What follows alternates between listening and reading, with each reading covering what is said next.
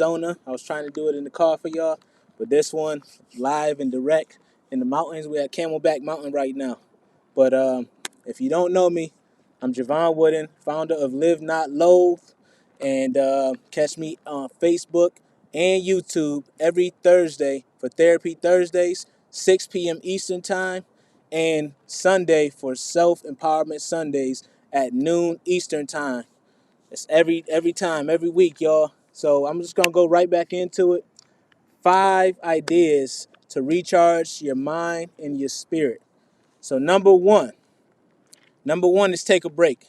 That's what I'm doing right now. That's why I'm out here. I decided I need to recharge. I felt my energy going down a little bit. I felt like I wasn't focused. So I had to go ahead and take a break. Now, this is a big example of a break, right? But you could do anything. You could go for a walk. You can get up and stretch. Just anything where you can really allow yourself to refocus and take some time to yourself.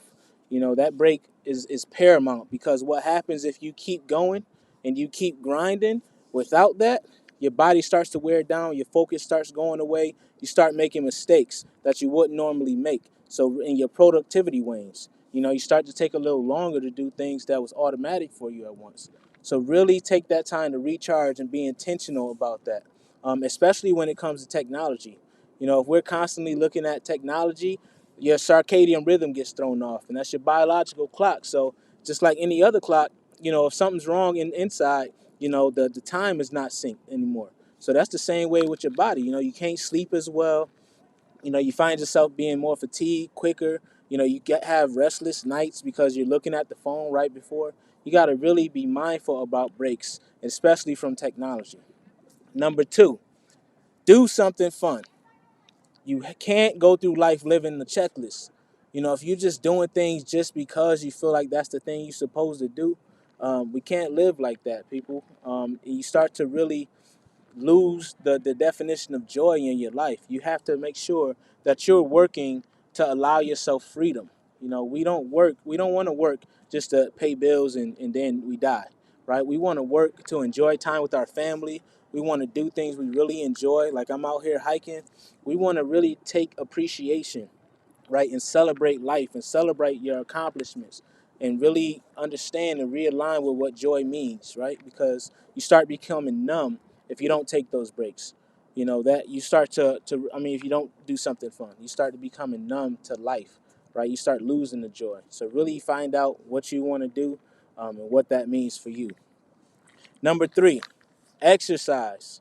Exercise. You know, most of us have sedentary jobs where we're just sitting there not doing much, right? And we're sitting there for hours on end sometimes, right? Get up and move. Let's go. Let's do something, right? Matter of fact, that's a good video. I might do that. So be on the lookout for that. We all work out together.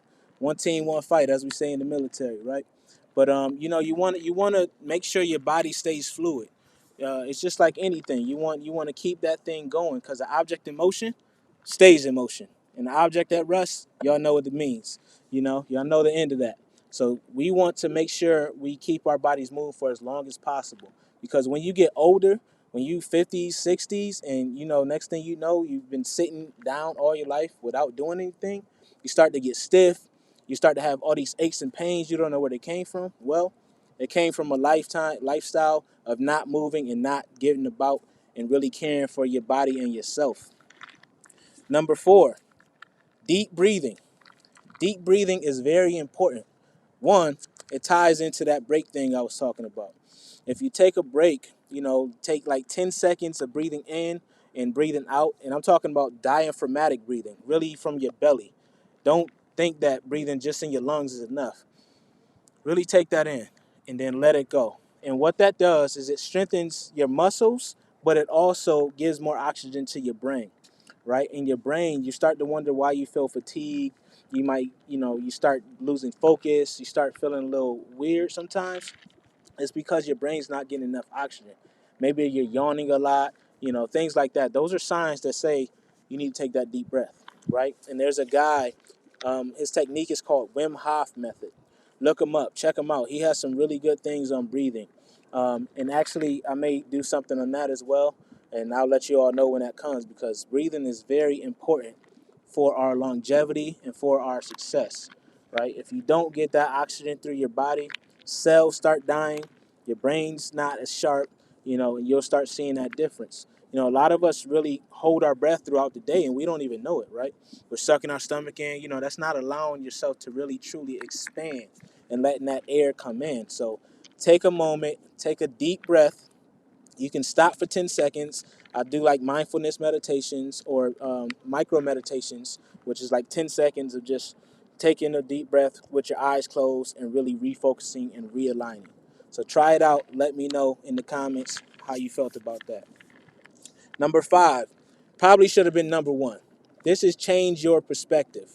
And I talk about this often because all those other 4 things sounds great and they really work, but it really only works for the long term if you have a positive outlook. You have to look at things for the benefit and what comes out of it rather than the negatives. An example would be, say you go get your car washed, right? And you're like, oh man, I got my car washed, it's sharp, it's looking good.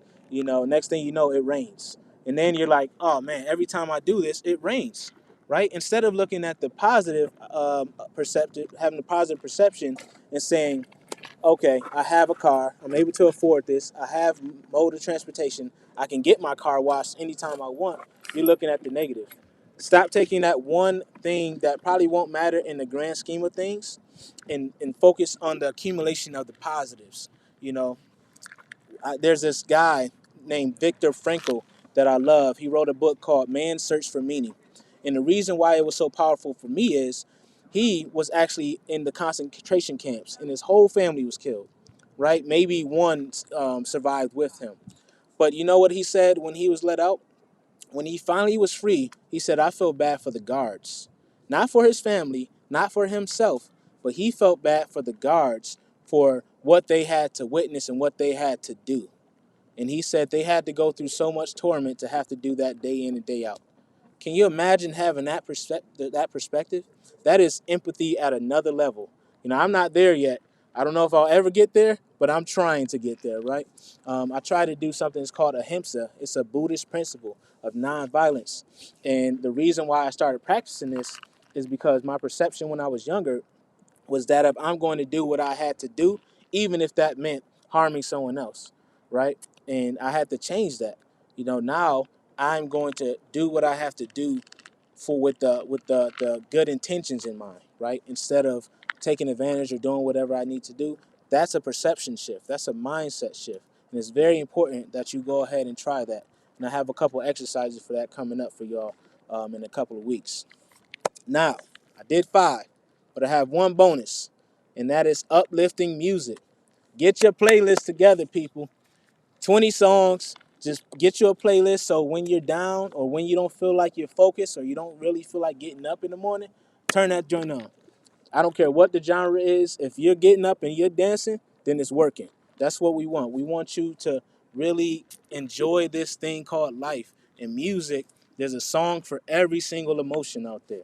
It's one of the most powerful tools. It's so powerful that they even have musical therapy, right? So give yourself some therapy, turn them tunes on, and tune in to me on Thursdays at 6 p.m. Eastern and Sundays at 12 p.m. Eastern.